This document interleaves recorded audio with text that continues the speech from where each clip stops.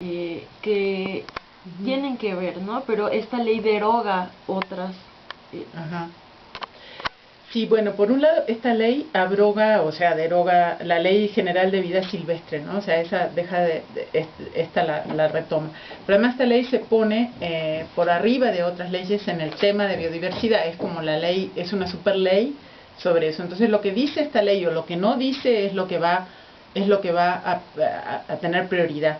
Entonces ahí, por ejemplo, es muy grave el tema de la minería, como hablábamos, en el sentido de que la ley no explicita claramente que no puede establecerse actividades devastadoras como son la minería y como es la explotación de hidrocarburos y otras en áreas naturales protegidas. Debería decirlo explícitamente, que ahí no se puede entrar.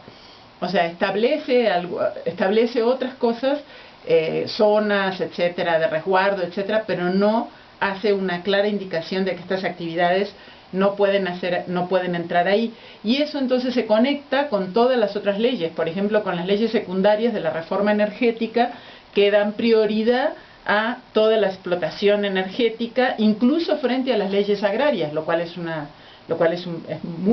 tremendamente perverso, y se complementa entonces con esto, que al no estar protegido, pues queda abierto, ¿no? Entonces esta ley en ese sentido es perversa en el sentido que se llama ley de biodiversidad, cuando en realidad lo que hace es dejar abierto a la biodiversidad, a la privatización, a la devastación a través de las actividades, ¿no? Ahora, yo creo que es muy importante entender, digamos así, que no solo se trata de la imposición de las leyes. O sea, esta ley no está terminada, si todavía hay que ir tiene que ir a diputados. Yo pienso que por lo menos esos dos puntos realmente sería fundamental que no quedaran como están. O sea, el punto en cuanto a quién da el consentimiento y el punto en cuanto a la protección de actividades profundamente contaminantes como la minería y otras en áreas naturales protegidas, pero también en áreas de biodiversidad de los pueblos. Pero la mayor defensa real es la de los propios pueblos, un poco esto que escuchábamos ahora tan ilustrativo y tan hermoso de Milpa Alta, no solamente en cuanto, digamos, a la protección de las especies y todo, sino a lo que es el reivindicar el territorio de la comunidad, ¿no? Y eso las comunidades lo han hecho en muchos temas, incluso con leyes que se les han impuesto, como por ejemplo la de certificación ejidal, la del Procede y la certificación comunitaria, en donde los pueblos, por ejemplo en el caso del Procecom, la mayoría no lo firmó porque el Congreso Nacional Indígena y muchos pueblos decidieron que eso era una ley que iba en contra del espíritu del territorio de las comunidades y de las comunidades. Pero además, en el caso de los ejidos, muchos sí lo firmaron porque estaban obligados, porque se lo condicionaban a otras cosas que necesitaban acceder del gobierno, digamos, o del Estado, no del gobierno. Entonces, lo que sucedió es que lo registraron como Procede, pero lo volvieron a registrar como propiedad colectiva. O sea, el gobierno quería que el Procede significara que la certificación llevara a la privatización individual, a la titulación individual. Entonces lo que hicieron, dijeron, bueno, nos obligan, lo firmamos, pero lo firmamos como propiedad colectiva.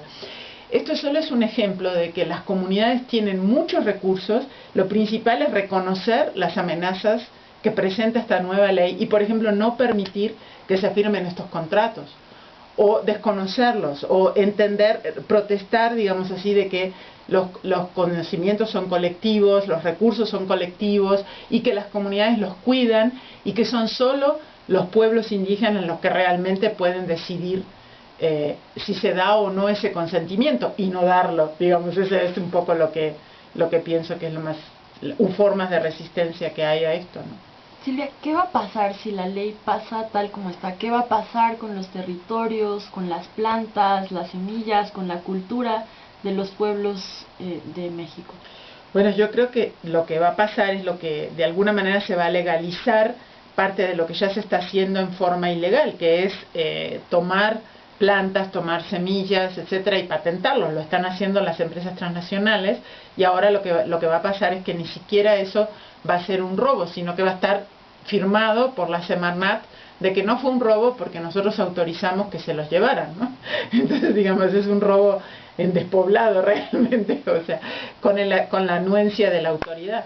Y en cuanto a las áreas naturales protegidas. Y a las áreas naturales protegidas, lo que va a suceder es de que, bueno, ya hay un empuje muy grande de actividades extractivas. Por un lado vienen todas las nuevas actividades extractivas de las petroleras extranjeras, ahora, además, y que ayer justamente supimos que la mayoritaria va a ser la Shell, pero todas las otras que vienen también.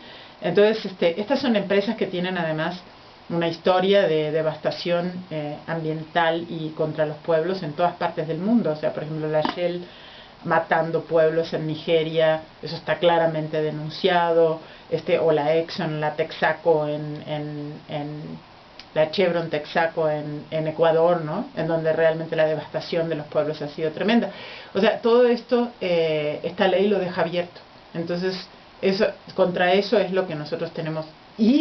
O sea, contra esta ley y la combinación que hace con las leyes otras que ya existen, ¿no?